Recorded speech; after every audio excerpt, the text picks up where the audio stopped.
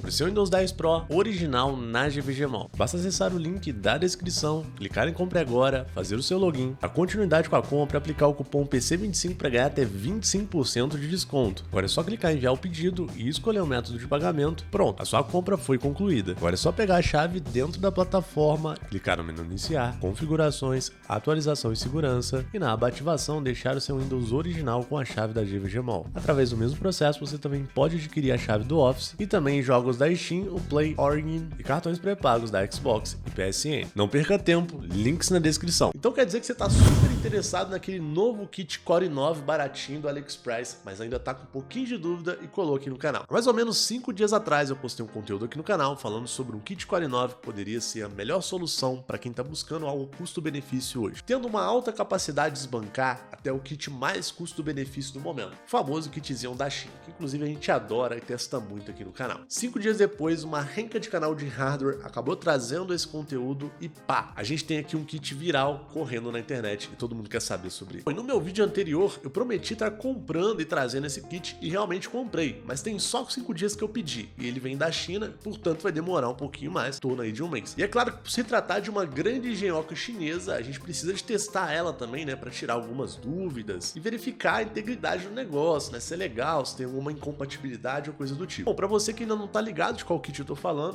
falando desse kit que vem uma placa-mãe e um Core i9 11900H. Basicamente o que a gente tem aqui é um processador extremamente poderoso. O kit no anúncio tá como R$ 906, mas na prática mesmo, com o cupomzinho de desconto que eu vou deixar aí na descrição, ele tá custando R$ 816. A gente tem um Core i9 aqui que trabalha com uma frequência muito alta, 8 núcleos e 16 threads, e uma placa-mãe de lambuja ainda, só por R$ 816. Então a especificação é muito alta pelo preço que é muito baixo, ainda mais tratando de um Core 9. A gente não precisa de ser gênio pra saber que um Core 9 tende a ser um processador legal, né? No vídeo anterior eu cheguei a abordar que o Core i9 8900H é um processador de notebook que eles deram um jeito para adaptar no computador. Nos primórdios vídeos lá do canal, a gente chegou a testar já um processador de notebook adaptado para PC, só que a grande diferença desse carinha aqui é que o processador já vem soldado direto na placa-mãe, então não tem como tirar esse processador, não tem como colocar outro. Esse aqui até seria um dos problemas do kit, né? Que se você perder a placa-mãe, você perde também o processador, isso é fato. Porém, entretanto, todavia,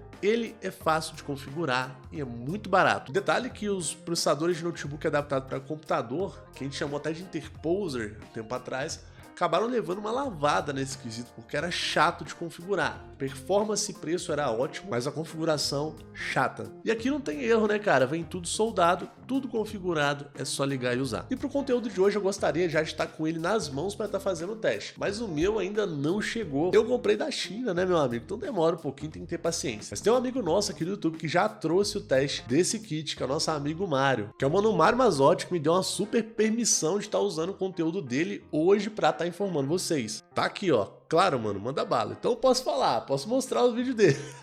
Mas hoje o Mario pode ser chamado até mesmo de Super Mario, uma vez que ele já trouxe um unboxing e teste desse kit, que a gente tá querendo muito saber. Olha só pelos comentários aqui no vídeo, todo mundo doidão pra saber sobre o kit, que tá muito legal. Então hoje, especialmente, eu não vou pedir a inscrição no meu canal específico. Se você puder, se inscreva no canal do Mário, que contribuiu demais pra comunidade, trazendo rapidão esse kit aqui pra gente. E graças ao conteúdo do Mário, a gente consegue trazer aqui mais informação sobre ele, falando do que seria legal desse kit e o que seria também o problema desse novo kit i9 baratinho do AliExpress. Afinal, né, meus amigos, nada no mundo é perfeito, tem pontos positivos e negativos, a gente vai trocar ideia sobre isso hoje. Acho que a primeira dúvida que a galera tinha, que o Mário acabou matando, é que o kit realmente chega e veio tudo bonitinho, exatamente como na imagem. Aí tá a placa-mãe, parte da frente, parte de trás, a gente vê que ele é meio marronzado, né? Dá até a impressão que é meio preto. Tem 2 slots de memória RAM, tem slot para SSD M2, tem PCI Express 4.0 e tudo isso o Mário mostrou na live dele. Então,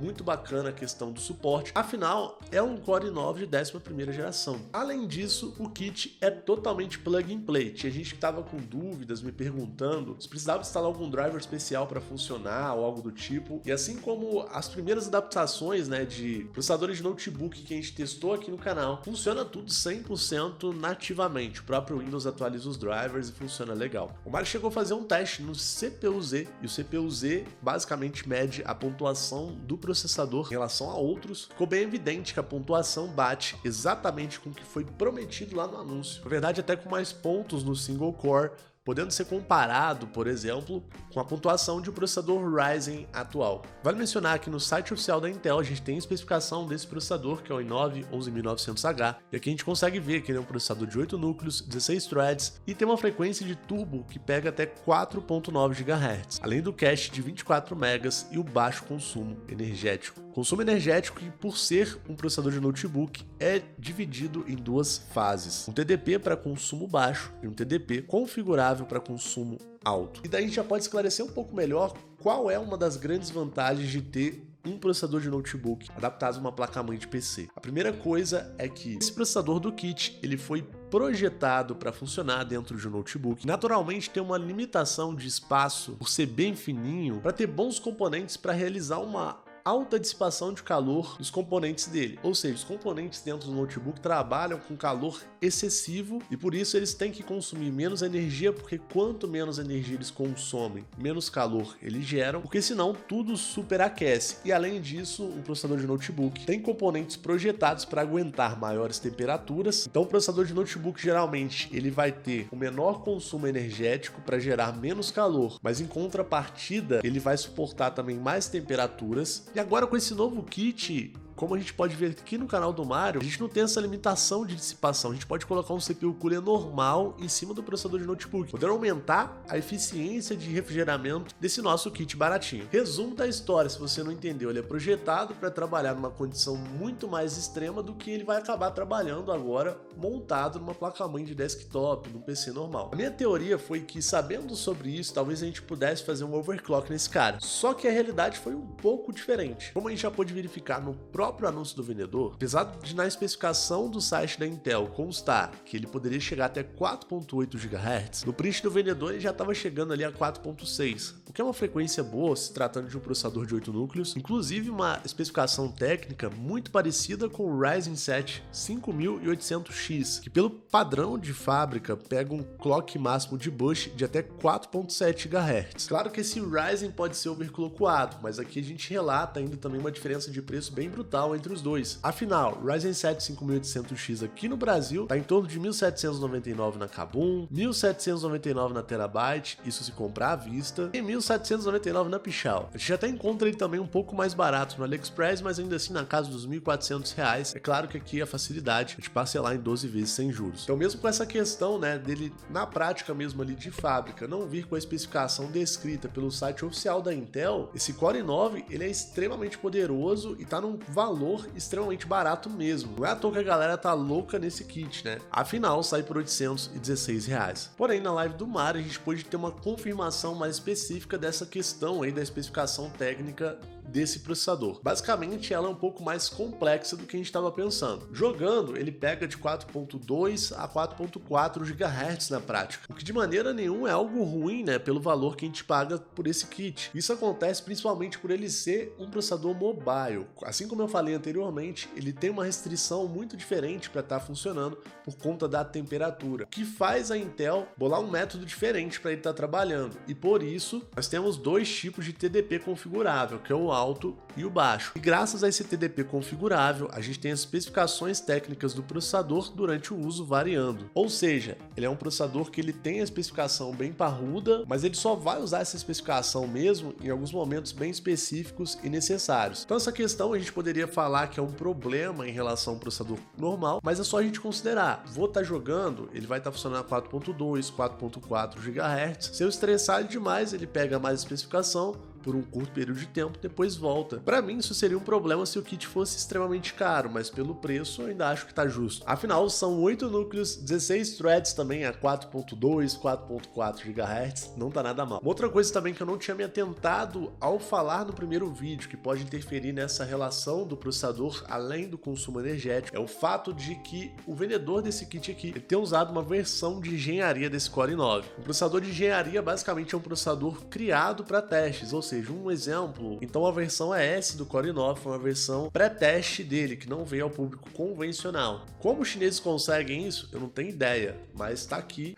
e funciona. Bom, a gente tem várias categorias de processadores de engenharia. Infelizmente não tem como a gente saber a categoria de um processador só pegando, mas a gente tem as primeiras versões de teste e tem as últimas, né? As últimas versões já vem praticamente do jeito que chega na mão do público final, que é o consumidor. Porém, um processador de engenharia pode ter problemas de compatibilidade com placas de vídeo, com memórias RAM. Esse é um detalhe que não vem relatado aqui no anúncio, o que me leva a entender que o chinês, na hora de fazer a escolha do processador, deve ter escolhido uma versão de engenharia que ainda assim não tenha tantos problemas com compatibilidade. E um detalhe, ele colocou aqui todos os detalhes possíveis para que você use e não tenha problema, inclusive os detalhes sobre a questão da memória RAM. E até recomendou a memória RAM dele aqui, que ele diz que prefere que você use. Até cheguei a ver um vídeo do nosso amigo Gohan, que fala sobre o possível problema desse kit Core i9, no qual ele, no conteúdo que ele expôs, está relacionando o fato desse Core i9 ser um processador de engenharia com o fato dele ser um processador inseguro de ser utilizado, uma vez que esse processador poderia não ter algum tipo de proteção necessária para evitar um ataque hacker. Ele até mesmo chegou a mencionar no vídeo dele a questão da proteção do Meltdown Spectre, que a gente também já trouxe conteúdo aqui no canal, que foi uma das maiores falhas de segurança em processadores nos últimos anos, que inclusive foi corrigida a nível de Windows. A gente tem até um conteúdo aqui no canal desativando essas proteções de segurança para ver se a gente ganhava performance nos nossos processadores Xeon. Bom, então eu acredito fortemente que esse processador não deva ter um problema de segurança com questão de ser hackeado utilizando ele, até porque também, mesmo sendo um processador de engenharia, faz parte também dos testes testar a segurança do processador. Então, por isso, a gente pode usar até uma lógica inversa, podendo ser que um processador como esse tenha até outros mecanismos de proteções que nem vieram a público, que às vezes a Intel decidiu que não seria o momento de estar utilizando. E o próprio Gohan fala sobre isso também no vídeo dele, que eu assisti com muito carinho. O cara é muito bacana, muito bom no que faz. Mas sobre essa questão da segurança do processador, eu acho que não é algo que a gente deveria se preocupar tanto. E tem até um outro motivo, né, que é o fato dele ser um processador bem atual, de 11ª geração, que já vai ter, né, todas as tecnologias antigas incorporadas a ele, sem problema nenhum. Com toda certeza que tem gente usando aí até hoje processadores bem mais antigos, com bem menos proteção do que esse processador de engenharia. Porém, assim como tudo que a gente compra hoje, qualquer produto não é perfeito, a gente tem de fato uma falha que foi comprovada pelo nosso amigo Mário durante a live dele no teste desse kit Core i9. Basicamente a questão do VRM da placa-mãe. Durante os testes do Mário, o VRM da placa-mãe chegou a bater até 90 graus. E você deve estar se perguntando, Fafá, que porcaria que é essa de VRM? VRM basicamente são os componentes que vão gerir a energia que vai para o processador de uma placa-mãe. Estou com uma placa-mãe aqui na mão. Aqui no centro da placa a gente tem um encaixe do processador. Aqui na lateral a gente tem capacitores, indutores, transistores, e essa área aqui da placa-mãe, ela é responsável por fazer o controle da energia que chega para o processador. Bom, a gente tem placas-mães mais completas que vão ter um circuito muito mais poderoso e placas-mães que têm um circuito mais fraco. O que define se o circuito é poderoso ou fraco, basicamente é a temperatura que os componentes, né, capacitores, indutores, transistores, alcançam quando um processador que a gente encaixou na placa-mãe está funcionando em toda a capacidade dele. No caso do kit Core i9, nós tivemos 90 graus nesses componentes aqui, o que é uma temperatura um pouco alarmante, que é alta. Se não me engano, aqui o componente eletrônico de um VRM de uma placa-mãe pode suportar no máximo até 120 graus. Então, quanto menor a temperatura que ele estiver funcionando, melhor. E apesar do teste do Mário ter apontado uma temperatura alta, era uma temperatura que estava ali no limite, que a gente tem que considerar uma temperatura abaixo para trabalhar com uma segurança, mas ainda assim uma temperatura que você usaria durante um bom período de tempo e não necessariamente isso indicaria que iria queimar a placa-mãe. Afinal, pouca gente sabe disso, mas quando a gente compra um processador para uma placa-mãe, a gente tem que levar em consideração se a placa-mãe suporta o processador, não é porque encaixa que ele suporta. E daí às vezes a pessoa compra um processador, né, muito forte para uma placa-mãe fraca, daí queima rápido, a pessoa fala que a placa-mãe é ruim, coisa do tipo, mas às vezes a pessoa não soube comprar. Isso acontece muito com produto chinês, né? A galera vai lá, mete o pau no produto chinês, mas não sabe que muitas das vezes pode ter comprado sem analisar essa questão. A gente tem vários vídeos falando mais a fundo sobre VRM, então eu aconselho que você se inscreva aqui no canal para estar vendo esses conteúdos também. Mas o que foi mais incrível do teste do Mário é que ele conseguiu abaixar a temperatura do VRM da placa-mãe de uma maneira extremamente simples, sem nenhum custo adicional. Inclusive até baixou o valor do arrefecimento do kit, que foi basicamente substituindo o CPU Cooler com um padrão parecido como esse para um CPU Cooler com esse padrão, que puxa o ar de baixo aqui da placa-mãe e joga para cima, favorecendo o resfriamento dos outros componentes eletrônicos da placa-mãe. Então, basicamente, no teste do Mario, quando ele colocou um CPU Cooler com esse padrão, o VRM que estava em 90 graus ficou em torno de 70, que é uma ótima temperatura, inclusive muito baixa para o VRM de uma placa-mãe. Foi bem curioso porque eu nunca ia imaginar que o padrão do CPU Cooler poderia fazer tanta diferença na temperatura das fases de alimentação de um processador. Então, um CPU Cooler baratinho como esse resolve o problema. Na maioria esmagadora do teste do Mario, o processador bateu ali em torno de 78, 80 graus, o que deixa muita gente assustada com a temperatura, mas na real, uma temperatura ok para esse tipo de processador, uma vez que eu até mesmo citei lá no começo do vídeo, ele é preparado para aguentar temperaturas maiores, afinal ele fica dentro de um notebook pequenininho. Teve um momento que o Mario chegou até a fazer um teste de estresse extremo que o processador chegou a bater uma temperatura muito próxima dos 100 graus Celsius. Também acaba assustando muita gente, mas é uma temperatura que